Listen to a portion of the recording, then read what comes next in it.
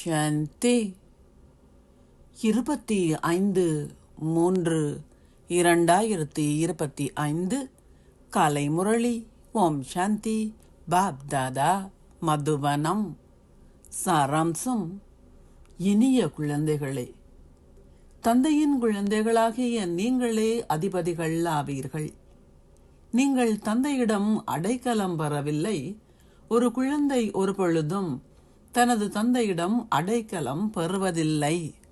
கேள்வி: மாயை உங்களுக்கு விரக்தியை ஏற்படுத்தாமல் இருப்பதற்கு நீங்கள் சதா கடைய வேண்டிய விடயம் என்ன?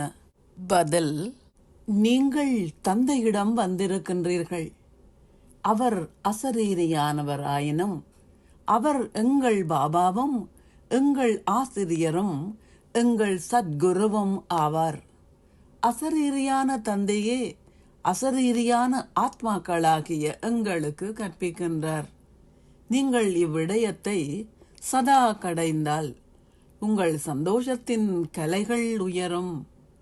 மாயையினால் உங்களுக்கு விரக்தியை ஏற்படுத்த முடியாது. ஓம் சாந்தி. தாரணைக்கான சாராம்சம்: 1.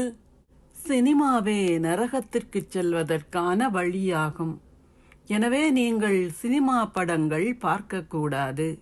நினைவு யாத்திரை செல்வதனால் நீங்கள் தூய்மையானவர்கள் ஆகி ஓர் உயர்ந்த அந்தஸ்தை கோர வேண்டும். உங்கள் இதயத்தில் இப்பழைய உலகின் மீது பற்று வைக்காதீர்கள். 2. உங்கள் எண்ணங்கள், வார்த்தைகள் அல்லது செயல்களினால் எவருக்கும் துன்பம் விளைவிக்காதீர்கள். அனைவரது காதுகளிலும் நீங்கள் இனிமையான விடயங்களையே கூற வேண்டும். தந்தையை நினைவு செய்யுமாறு அனைவருக்கும் நினைவூட்டுங்கள். நீங்கள் ஒரே ஒரு தந்தையுடன் மாத்திரமே உங்கள் புத்தியின் யோகத்தை இணைக்க வேண்டும். ஆசீர்வாதம்: நீங்கள் உங்களின் விழிப்புணர்வு என்ற ஆளியை போட்டு உங்களின் அன்பான புத்தியால் ஒரு வினாடியில் சரீரமற்ற ஸ்திதியை அடைவீர்களாக. எங்கே கடவுளின் அன்பு இருக்கின்றதோ அங்கே சரீரமற்றவராகுவது ஒரு வினாடிக்குரிய விளையாட்டாகும். ஒளியை கொண்டு வந்தவுடனேயே இருள் விலகிவிடுகின்றது. அதேபோல் நீங்கள் அன்பான புத்தியை கொண்டவராகி உங்களின் விழிப்புணர்வு என்ற ஆளியை போடும்போது சரீரம் மற்றும் பௌதீக உலகத்தின் விழிப்புணர்வு என்ற ஆளி நிறுத்தப்பட்டு விடுகின்றது. இது ஒரு வினாடிக்குரிய விளையாட்டு. உங்களின் வாயால் பாபா பாபா என சொல்வதற்கு நேரம் எடுக்கும். ஆனால் பாபாவை உங்களின் விழிப்புணர்வில் கொண்டு வருவதற்கு நேரமே எடுக்காது. பாபா என்ற வார்த்தை ஆத்ம உணர்வு என்ற குண்டாகும். இதனை கொண்டே நீங்கள் பழைய உலகை மறக்கின்றீர்கள். ஸ்லோகம்: சரீர உணர்வென்னும் சேற்றிற்கு அப்பாற்பட்டிருக்கின்ற போது நீங்கள் ஒளியாகவும் இலேசாகவும் தேவதை ஆகுவீர்கள். அதாவது டபுள் லைட் ஆகுவீர்கள்.